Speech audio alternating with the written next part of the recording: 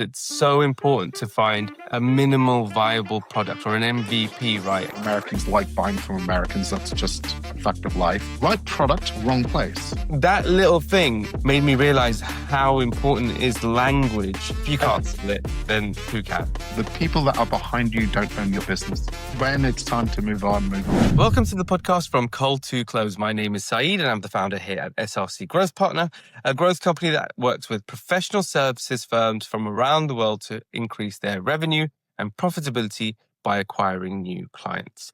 My guest today is Marc McCarthy, managing partner of ProConsult IQ, a boutique management consultancy that helps businesses navigate complex challenges, optimize operations, and achieve sustainable growth for startups, scale-ups, and established businesses. With over 25 years of experience driving finance and operational transformation for Fortune 500 corporates, investment and retail banks, asset managers, payment firms, and fintech innovators, Marc specializes in turning complex challenges into scalable solutions. His expertise spans global system integrations, cross-border process optimization, and digital transformation, delivering measurable impact across Europe, the US, Middle East, Asia Pacific, and Australia. Marc, welcome to the podcast. Thank you. Thank you, Said. Thank you for that wonderful introduction.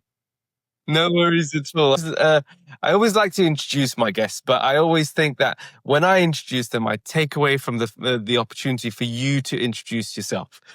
So for our viewers and listeners out there who don't know who Marc McCarthy is, maybe you can share a little bit more about who you are and how you got to where you are today. Yeah, great. I mean, I've taken a very circuitous route to where I am today. My career spans, as you've just said, just on 3 decades.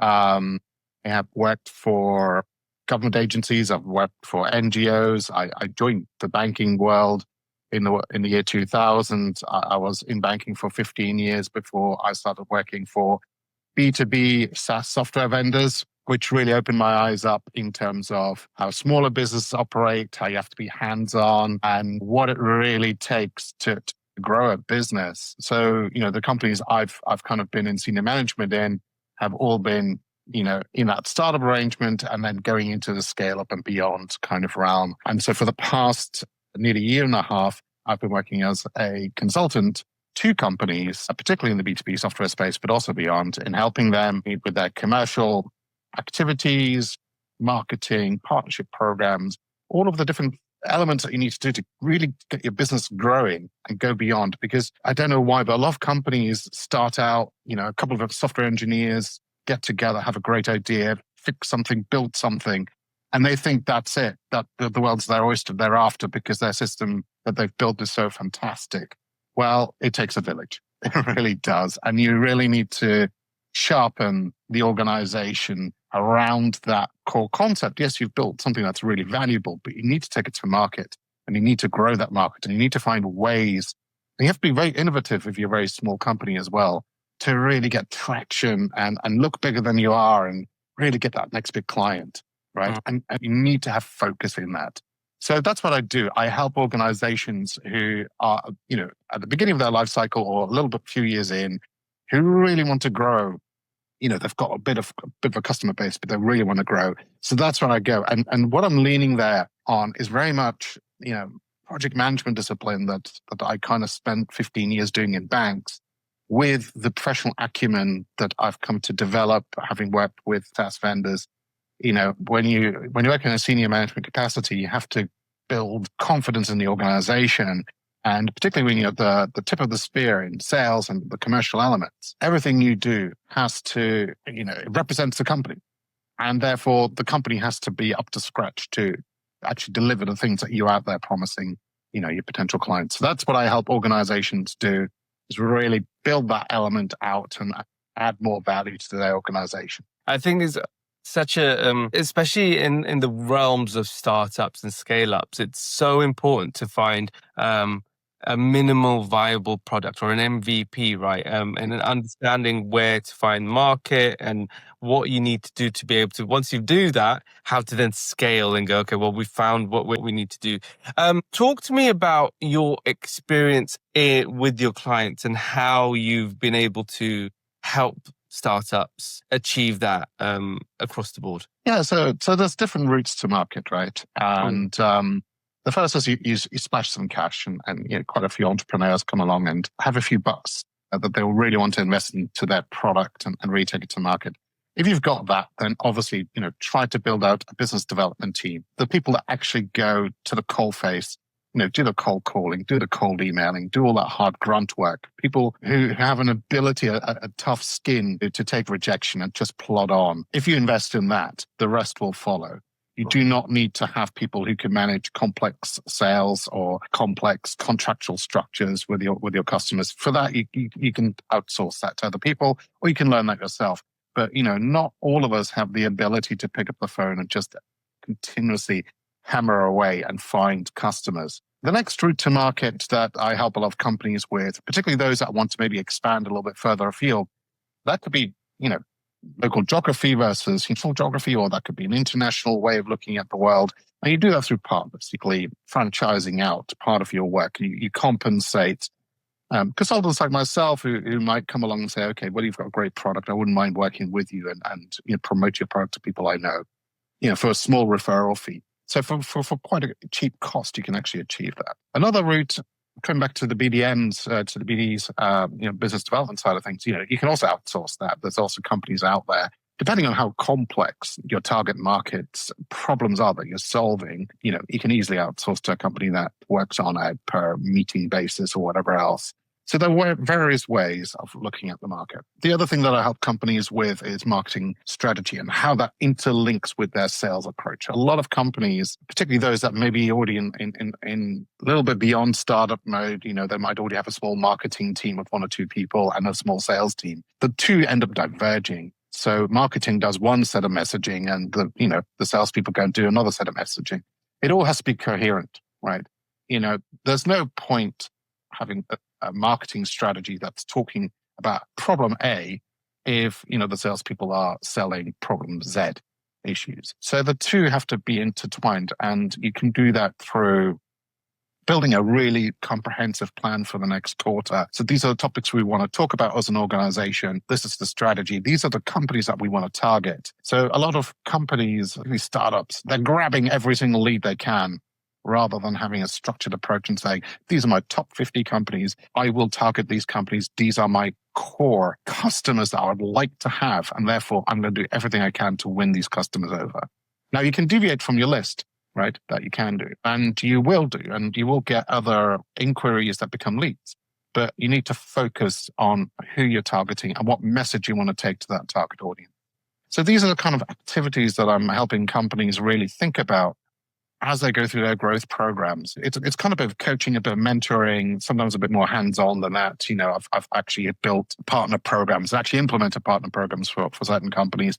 I've done market outreach for other companies that, have felt that there's a particular company that comes to mind, a French company that wanted to land in the UK market. And so I had to work with them to work through their marketing material, which first of all was in French. So we had to change that. Second of all was very, very rudimentary.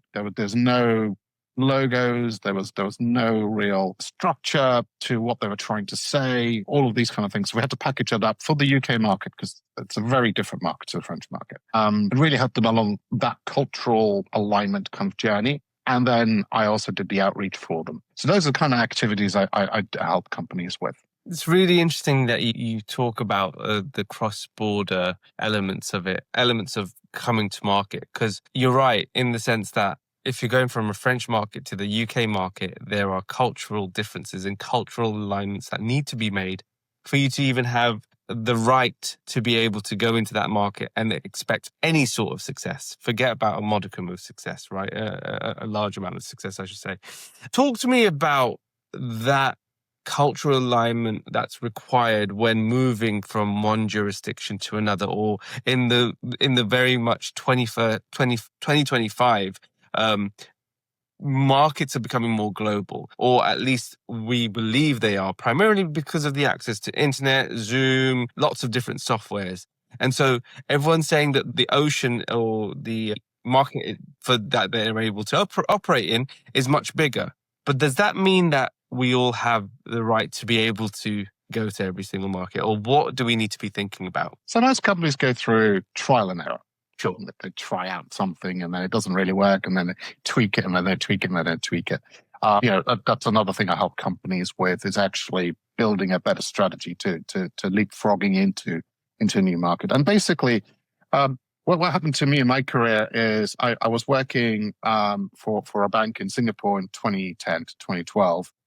And we were purchasing a piece of software, and I actually got very friendly with the software vendor, and we had a chat. And they told me that they were shocked because they'd only just established themselves in the Asian market.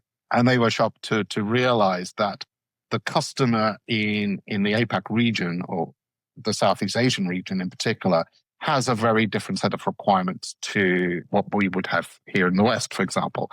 And the core difference was nothing language related, nothing like that at all, none of the obvious things that you would expect. It was literally just companies on that side of the planet would like you to bring your software and implement it from beginning to end.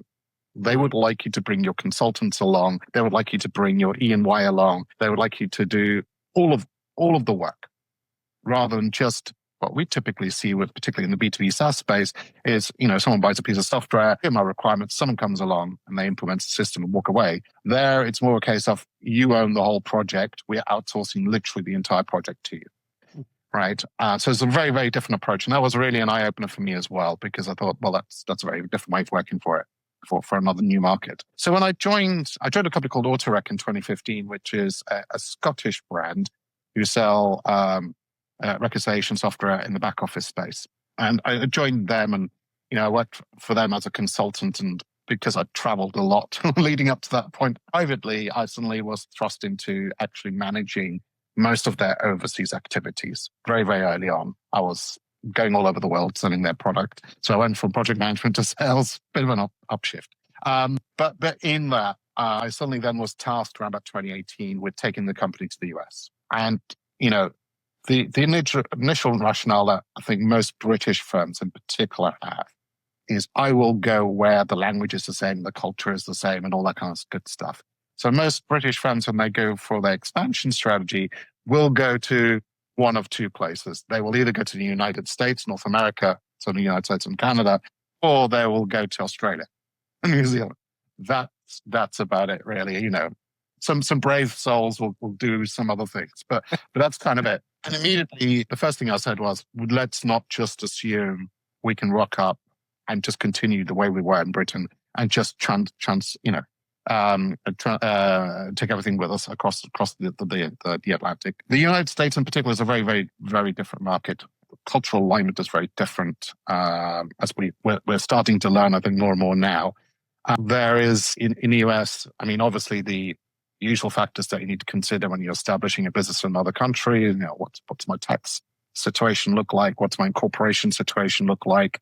And all of these good things. And there's varying degrees of complexity around that. I'm sure we're going to be touching on today in this call.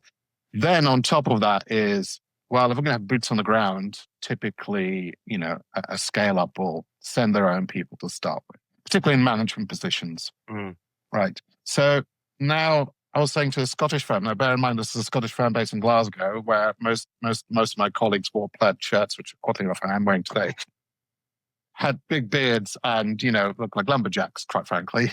And I mean that in a positive way, fantastic bunch. But you can't take, a company that has that history and that background and placed in downtown Manhattan. I think as, let's say, a delivery manager who's tasked with implementation of the system, to suddenly have them living in an apartment downtown Manhattan is going to be a bit of a culture shock all around.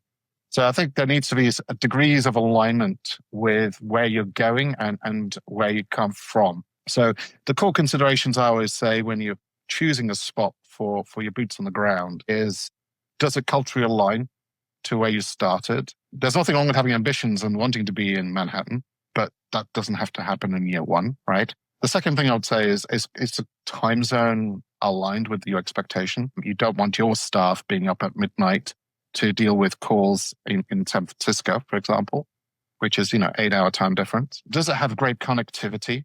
I think Jacksonville, Florida is a fantastic town. Love it very much. Has no international flights. So guess what? You already had a disadvantage there because you can't get across the pond easily. And secondly, it doesn't really have great connectivities internally within the United States either. So it's not a connected city that, easily has commuter transport kind of flights in and around the whole country, because you're going to need that. And the other thing I need to add is, obviously my background is very much, financial systems, all that kind of good stuff. And you'd think theoretically Manhattan would be the place to be. Reality is most of that stuff is outsourced to somewhere in Denver, Colorado, or wherever else. Charles Schwab, their reconciliation team sits in Denver, Colorado, for example. Other companies have big big offices in Charlotte, North Carolina, and places like that. Easy to get to, but not exactly downtown, on Fifth Avenue. So I think about that. Think about where your customers are. Think about your own people and where they feel comfortable. Think about how you're going to work this internationally, because a lot of the background work of, second or third line support, you're probably still going to do at home. That means you're going to have to get people at home to work longer hours. And here's another thing that no one thinks about. If you're selling a system, make sure the system conforms to date and time format and language formats of the country you're selling to. I have lost deals because days and months are the wrong way around for Americans. And the other thing to note is Americans couldn't give a monkeys about foreign currency, so don't show them lots and lots of wonderful conversion rates between euros and GBPs and God knows what else. Some American systems don't even have a currency field in their financial system. So bear that in mind. So show them stuff in USD, show them things with Zs, show them things that looks familiar to them. That's what they want to see and know. Not many companies will be as adventurous as you think they are when it comes to purchasing. The doers themselves do care about these kind of nuances. And the nuances are in your marketing, the nuances are in your sales, and the nuances are in your pre-sales, the nuances are in the system. All of these factors really do matter when you're selling overseas. Yeah. So it's really interesting you say that, primarily because we obviously work in the US. We have US clients, and we work with clients across Europe as well. But fundamentally, when we decided that we would be going into different geographies, US being a huge market and market opportunity, you think to yourself, oh, it's a bigger market. As you said, English speaking, what could go wrong? Like it makes the most logical sense. But you're absolutely right. Fundamentally, when you're speaking, there's little nuances that you don't realize can make a huge difference. So I always give the example of diary and calendar. I remember working with a client, and it was very early on where he pulled up on the fact that we were saying diary, and he was like, "What do you mean by diary?" When I'll book something into my diary, and he's like, "What do you mean by diary? That's a journal to us." And I was like, "Oh, that's a calendar. That we mean by calendar by that." And that little thing made me realize how important is language. Even in English speaking jurisdictions, language can be a huge factor in how you approach things. Date order as well, month, day, year, albeit we find it may struggle to see it. That's how it's done over there, and you have to really go along those lines. You recently posted a really interesting article with regards to this topic specifically in LinkedIn on the moving into different markets, US being one. And you talk about your checklist, your launch readiness or geo launch readiness checklist. How effective has that checklist been for your clients when going into these jurisdictions? Yeah, absolutely. I think it's really important to note down what it is that you want to achieve quite quickly with going into new markets. And having a checklist that you can tick off quite easily is obviously the way to go with that. And as we just said, some of the simple things is make sure your marketing materials aligned. Make sure you've thought well and hard about where it is that you want your company to be incorporated, which always should be Delaware. It doesn't mean that's where your office needs to be. Right? It's just a tax structure thing that you need to sort out. The other thing to note with the United States is it's not one country, it's 50 small countries, basically, with their own sales tax jurisdictions. I mean, I talked to a tax advisor recently, and the tax advisor was telling me, in the US, you can have sales taxes that are so local that they can literally be to suburbs, right? And depending on what product you sell, what suburb you're selling it in, and all that kind of stuff. So it's an incredibly complex structure. The other thing to note is that employees, American employees tend to work from home a lot, and they're spread across the whole of the United States. Even the company I worked for, the guy who took over my role currently lives in Miami. Company headquarters is in New York, right? That has tax implications in terms of his income tax, which is less of a problem because Florida doesn't have any. But, in other states it could do. So if you, let's say, are in New York and you have employees that live in New Jersey, guess what? They have a different income tax structure in New Jersey than you do in New York State. So things like that you do need to really take care of. As I say, regionality and try to understand the market you're in, right? Definitely avoid talking politics. I do it all times, even out when having a drink. Don't bring it up, obviously. But that doesn't mean you can't be up to date with what's happening locally, right? I'll never forget, I walked into a meeting once. I literally just got off the plane in LA, walked into a meeting. I said, hey, I saw about that derailment last week that happened down on the dockyards. That was crazy. Train derailed at the dockyards. And they were floored that I knew that, right? So sports stats as well. Know your sports. Everyone loves sports in the US. So get into your baseball, get into your football, and don't talk about soccer. Yeah. Although surprisingly, soccer is kind of a binding experience in the US now because people who know about it and talk about it feel that they're part of a club and they think that they're bonding with you. So it's great. Do know about local UK football as well because they will ask you about it. So things like that. Also, no local stuff. Just I spend a lot of time on the road. So I spend a lot of time in hotels and I don't always pick the fancy hotels. Sometimes stay in a motel. There's some really great motels in the US as well. Just go sit by the bar when you have dinner and just talk to people. People will talk to you at all times. That's the other shocking thing. At all times, you will be talked at. But it's great because you're striking up conversation and you're learning a little bit more about the local market and you're learning a little bit more about, what people's thoughts are on different things and that kind of stuff. And you're really ingratiating yourself because it's really hard to sell particularly across the pond. Americans like buying from Americans. That's just a fact of life. The closest you can align yourself to that, the better you will be in selling there. And try and hire local as quickly as possible and as much as possible. I know it's a bit daunting because you're going to have trust issues along the road, but you just need to kind of go for it and you will have trial and error in that process. But again, the UK government, I should mention here, has some really great programs to help with all of this. There is a regular conference. It's a free conference I think you can go to, which takes place in multiple parts around the United Kingdom, where you can go and you can talk to various service providers who can ease your landing into these are government not approved, but not certified, but more or less approved organizations that can help small businesses with immigration, for example. Huge thing. Particularly now with H-1B visas being the way they're going to be, there are other ways of getting in, other visa categories that you probably haven't even thought of. There's one in particular for business owners. If you own a business and you want to go to the US, think you have to pledge investment. I think about $500,000, but basically allows you to land and immediately get going pretty much. Did you know that airlines have special programs for small businesses? So, for example, it's an airline called my least favorite airline, unfortunately. All right, we'll leave the name out of it.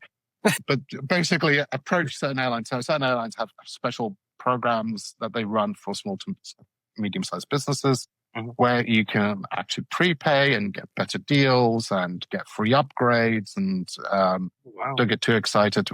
We're talking about from the back of the seats at the back of the plane to the front of the plane, not business, not first, not even premium, but closer to. You can smell it. But nonetheless, so you get some perks along the way to make your life a little bit easier. Certainly also invest in, there is a TSA approved program where you do your full background checks in advance. So this is not instead of your ESTA visa, but on top of. There's basically a program that allows you to enter the United States without having to go to a guy who will stamp your passport and ask you awkward questions because you've been pre-approved for 5 years to actually enter the country at any given time. And literally it just does a retina scan and off you go, basically. And also does your TSA approved for internal flights as well. which means you get to shorter queues and all that kind of stuff. So, basically this happened to me. I landed in LA once and I stood for 2 hours to get through passport control. So I applied for this program. It does a background check, costs $100. So you have to supply, a police check and all that kind of stuff. But once you've got it, it's about 5 years. I've still got mine now. Fantastic way to enter the US and just not deal with all of that issue. You can just literally get off the plane. If you've got carry on only, you can just walk through and off you go, literally within minutes. So definitely look at all of these factors. I mean, obviously I'm here as a company, as a consultant, to assist with these things. I have built alignment indexes. I mentioned before about time zone and cultural alignment and connectivity and all of these things. I've actually built indexes for that as well. So you say, okay, the 3 cities I'm interested in are Philadelphia, Charlotte, let's say Atlanta. What would these 3 cities give me? And I can tell you, roughly, this is the cost of living index for your employees. This is how much it's going to cost you in tax and all of these things. The other thing to note is that a lot of, all US cities actually have chambers of commerce. The chambers of commerce are designed to help you set up. They also have some freebies that they can give you. So some cities will give you tax breaks depending on how big your organization is. Other cities will offer you free office space for a determined period of time. Others will, introduce you to potential customers in their city. So you tell them in advance, I'm going to come, show me around, and they will introduce you. And I went to Jacksonville, and by the end of the day, I was looking at joining the FIS Accelerator program. And that happened because the Chamber of Commerce sat us down for a luncheon with a guy from FIS who was actually a Brit, who was supposed to just tell us about what it's like to live there. And then as by the by, what do you do? We told him what we did. He's like, that's what we're looking for. Come work with us. And so there was a huge upside for the organization to have been involved in that. And I've been to cities like Delaware, I've been to Chicago, I've been to numerous places. There's so many chambers of commerce that can help you there. And lastly, I would also say, again, work with the UK TTI, because they will introduce you to cities. The United Kingdom actually has high commissions across the whole of the US. Each one of these has a residence, and you can rent the residence for like 4,000 quid or something. Can't remember what the number was. You can rent the residence, and the British government will send out invites to your prospective customers for a soiree at their, high commission residence. And you can have themes and things to get people excited. And obviously, who's going to turn down a personalized invitation from the UK High Commissioner of Chicago, for example? You're not going to turn that down too easily. And let me tell you, the view from his penthouse suite is phenomenal. So there's a whole host of things that you can do, and the British government will help you along the way. Companies like mine will help you along the way, for a relatively cheap price to get you up and running. So investing in your expansion doesn't have to be as big and as onerous as, setting up an office next week somewhere. It can be, let's just work with the organizations that can help me. And, before you know it, you might be sitting in a wonderful office in Atlanta, for example, office space where you can host potential customers in future. Yeah. No, it's so interesting. You don't know what you don't know, right? And it sounds like there's so many. The mere fact that I had no idea that the British government were so accommodating for that expansion, and there's so many different programs out there that's offered to actually help with that expansion, which is very interesting. I want to ask you a question that might be helpful for some of our viewers and listeners, in the sense that how do you determine that it's the right time to expand into the new markets that you're suggesting? I think the question's twofold. I think I'd add the second part to that, which is, how do you know you're expanding to the right market? I remember I set up a business when I was living in Australia. I've been so many different places. I lived in Australia in 2012, and a friend of mine and I, we built a business, and we went to startup sessions. I think anyone who's listening to this who's in startup scale-up mode will have been to these evening sessions where they meet other startups and scale-ups and lawyers and God knows who else can help you.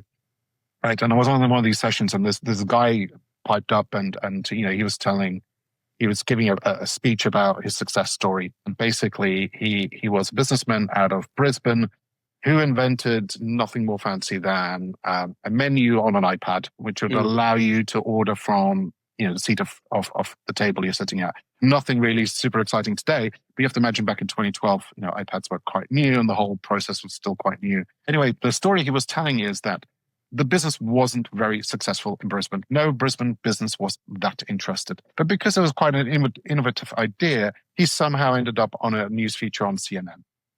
Right. And someone in Kuwait watched this and went, oh, we really want this. So before you know it, he's on a plane to Kuwait. And, the success story basically is within a few years, literally within 2 or 3 years, he built an entire business with this business partner in Kuwait and sold the whole thing for $80 million. Right. So right product, wrong place. Right. So sometimes where you think you want to go is not the place where you need to be. So do market analysis before you even go. So even when I worked for that Scottish firm, there was that knee jerk, yes, let's go to America because I speak English, right? But the owner of the company was smart enough to say, well, before we do that, let's think about this. Let's go and do market research in other jurisdictions first. Let's see what the market opportunity is there, right? So that's what we did. We did some analysis. I think we even worked with a third party on it. But basically, the conclusion was we need to go to the US.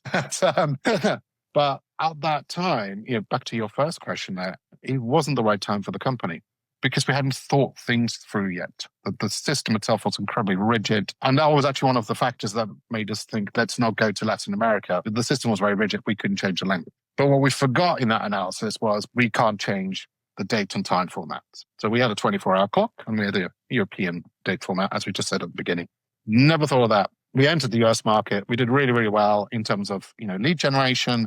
We did really well in terms of getting our foot in the door with big organizations very, very quickly. It was quite refreshing how American companies are happy to talk to you. And those who were on a vendor purchasing journey were happy to include you because you were the new kid on the block and they just want to see what you had, kind of thing. Where we stumbled was on that factor on market readiness wasn't there when we thought it was. So do your market research. Identify, is your intuition right? Is the market you want to go to right? And I was actually at a British government-sponsored event in London a couple of years ago where someone said to me, and actually he was selling light switches for hotels, like the really fancy, nice light switches. And he said, well, his thought was America, but actually he got pulled into the Middle East because the rate of hotels being built was greater there. And that's what his research discovered, right? Oh. So he discovered that route to market was much, much easier there for him. It doesn't say that there isn't a market for him in the United States, but he just saw that the rate of growth of buildings was much greater where his product was needed. So work that out. Work out if your product actually works. There's no point selling a UK 3-pin socket in the US. It's not going to work, right? Yeah. But, it does in India. So you just do your research, right? See where your product fits the market that you're going into. See how saturated it is as well. Sometimes what you're doing at home and what's successful at home might not be the right fit overseas. Yeah. Right. Again, coming back to the guy with the tablets, he discovered his tablet worked somewhere else. And I discovered that the software I was selling, which we sold predominantly into asset managers in the UK, actually worked quite well in payments in the US. So a little bit of a pivot there into a market that, we had knowledge of, but we weren't experts in yet. So, identify whether or not your product is ready yet. Identify, are you fixing a real problem? And identify, well, how many competitors are you up against and how much better is your product than theirs? Or should I say, how much better is your marketing and sales than theirs? Sure. Yeah, exactly that. Exactly that. How much better is your messaging and actual closing? Yeah. Amazing. So, and I could talk to you about this topic all day, but we got to jump into the next section of the podcast, which is what we like to call the entrepreneur's room. And that's a series of questions we'd like to ask all of our guests to give our viewers and listeners an opportunity to understand how business owners and business leaders think and operate when running their business. So the first question I'd like to ask in this stage of the podcast is, how are you currently spending your days as a leader of the business? I'm very much sales focused. I think the key thing to note is that don't rest on the pipeline. keep going. And if any of the listeners have ever been through a funding round with a VC or a private equity firm, guess what? The first thing they're going to look at is your KPIs around your pipeline. So you need to continuously grow that pipeline. You need to be on top of it every single day, right? And leadership starts at the top. And it doesn't matter how big or how small your team is, that's where it all starts. And I think, I've seen quite a lot of companies where, people think that they're the next Steve Jobs, but what they don't realize is that Steve Jobs was not an engineer. He was a salesman and he was a marketer, right? And that was the most important thing, was how well his product was leading in the market, and was it future-proofing enough? And I think that you need to do with your pipeline at all times, irrespective of what you're selling. Be on top of that. Be on top of the message. That's from the moment you wake up to the moment you go to bed. That's your key thought process, because that funds your future. Couldn't agree more with what you just said there. Lead generation, demand generation, pipeline creation, pipeline management, sales in general is fundamentally the lifeblood of any kind of business. And you need to be on top of it as a leader of the business, because no one's going to care about your business more than you do. And the best salesperson in the business is going to be the person who owns the business. And so you're the biggest advocate for your business. If you can't sell it, then who can? Exactly. And I would also add to that, I think the big difference between a business owner and a salesperson is a hunter that just continuously wants to get the next win, right? So if they can't sniff a win today or tomorrow, then they'll move on. I think as a business owner, you're playing the long game, right? So don't be shy to talk to whales. Whales might not be interested in you today, but they will be tomorrow, right? But if you don't talk to them between today and the next year, the next, time they think about this problem space, they're not going to remember you. So be memorable and be in their face. Always talk to them. I talk to my customers at all times, even if they need nothing from me today or tomorrow. They might do Q1, Q2 next year, right? They don't know that yet. But if I don't talk to them, they're not going to think of me come Q1, Q2, go to a competitor. Absolutely. As a leader of the business, what are the most important metrics for you? And this might be sales driven, but what is the most important metrics for you? I think I'm going to say people. I think in the end of the day, the people that, again, it takes a village, right? You can lead all you want, but at the same time, you do need the people to be on board with the journey. And I think a lot of business owners try to build that journey, but they forget one factor. That factor is the people that are behind you don't own your business. You do, right? You want them to work 24 hours a day. They don't, right? Don't forget that. They're not a reflection of your drive. Your drive is because it's your bottom line, right? They're not a reflection of that. So you do have to give them the space to grow. That's really important. And I'd also say, especially for a small business owner, if something's not working out, it's not working out. I've been on the receiving end of that decision, right? It's not nice. But at the same time, I think if you drag on, I think for all involved, it doesn't work out. It's a drag on the owner. And I've seen this firsthand, where an owner has obsessed about whether or not to fire someone. And they've obsessed about it so much, it dragged on for 6 months, right? And it became the topic of conversation at every C-suite meeting. And that's just not, it's a negative factor. It's not a positive factor. It does bring the conversation down, and it does impede you from progressing. So people, I think the KPI of happiness in the organization is key. Don't go overboard, obviously. Don't promise the world if you're not willing to give it. But at the same time, make sure your staff, particularly the good ones, are happy. And if there are some that are not that great, invest a little bit of time in them as well to bring them up. If they can't be brought up, then you know where you sit. Love it. Love it. And in terms of then your own business, how are you currently growing the business?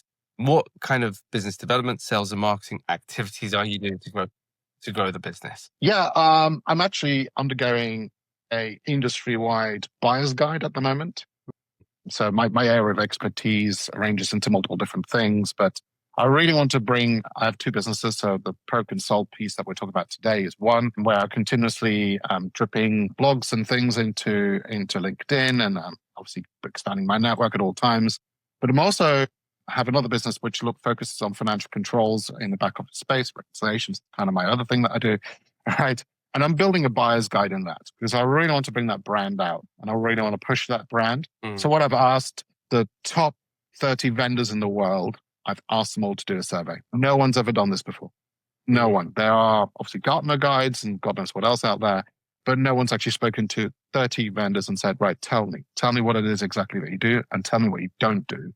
And then let me put together a buyer's guide. And the biggest surprise of all of that was that they've all said yes, they're all doing it. The big ones are super excited to do it.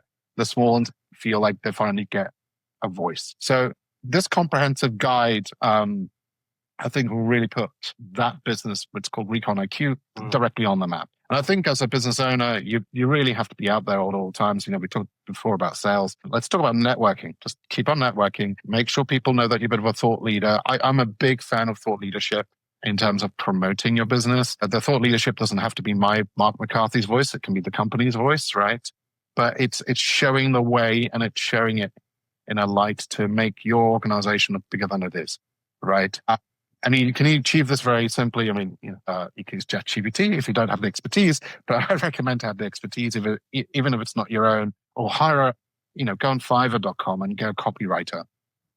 Someone to articulate the problem space that you're addressing and how you're addressing it. And that's basically how I go to market. I'm continuously, I've got 11,000 connections on LinkedIn and that just grows. I've got a LinkedIn group, which is 3,000 people strong, where I drop a lot of my thoughts into, and my companies have their own company pages with their own sort of growth.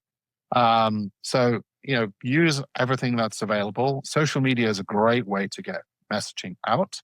I am fortunate enough to have a 15-year-old son who's studying computer science.